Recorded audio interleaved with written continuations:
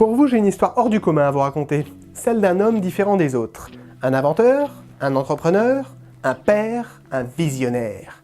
Afin de comprendre cet homme, veuillez vous munir de votre MacBook, iPhone, iPod, iPad, bref, croquer dans une pomme, ça reviendra au même. Et pour les petits malins qui me citeraient Bill Gates, c'est vraiment que vous cherchez la merde.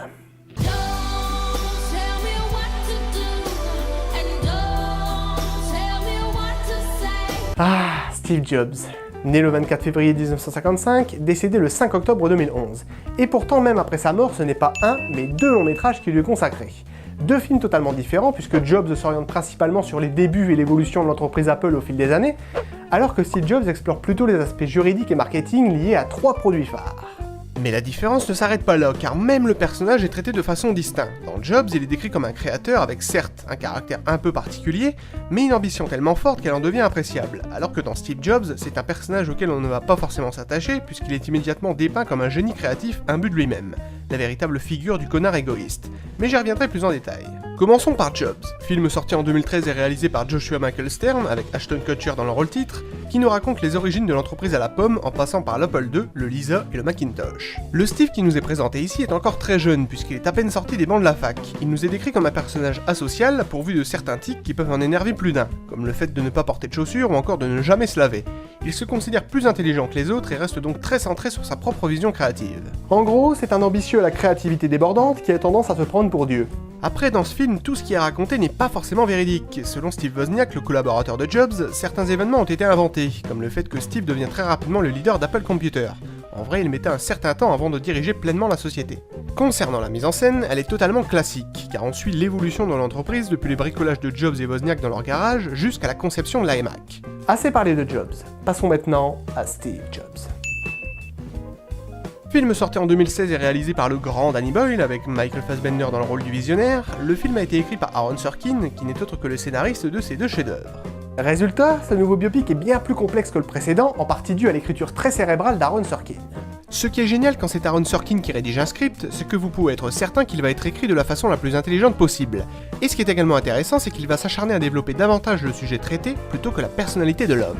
Après oui, j'exagère peut-être un peu, les personnages en question sont évidemment développés, mais ce que je veux dire c'est que Aaron Sorkin développe la personnalité de ses personnages de façon à ce qu'ils ne s'éloignent jamais du sujet traité. Je vais prendre l'exemple de Margin Call, qui lui n'a pas été écrit par Aaron Sorkin mais c'est tout comme, puisque c'est un film qui aborde le marché boursier de Wall Street et on parle ici véritablement de trading, avec tout le jargon capitaliste qui va avec. Le Loup de Wall Street de Scorsese par exemple n'est pas un film sur le trading, c'est juste un biopic sur un homme qui a passé sa vie à faire des orgies monstrueuses grâce à la finance. Et j'en reviens à Steve Jobs, qui est clairement un film intelligent grâce à ses blablas informatiques relativement complexes. Tout comme le stratège de Social Network ou Margin Call, Steve Jobs est un film qui traite son sujet avec une rare complexité, contrairement au Jobs de 2013 qui était un peu plus simpliste et donc plus abordable pour le spectateur lambda. Concernant le traitement de Steven, il est assez similaire au Jobs de Stern, il reste imbu de sa personne, n'hésitant pas à traiter les gens comme des chiens quand ils ne partagent pas sa vision créative. Un irascible visionnaire.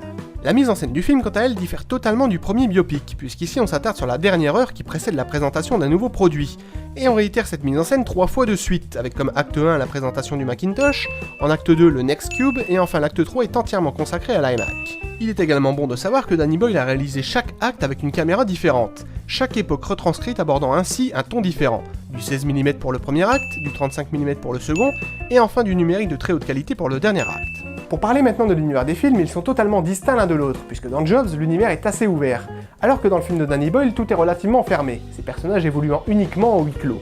Tout se déroulant en coulisses, l'ambiance est donc très théâtrale, puisque tout le long du film nous suivons les 5 mêmes personnages, 5 relations importantes dans la vie de Steve qui interviennent avant la présentation de chaque produit.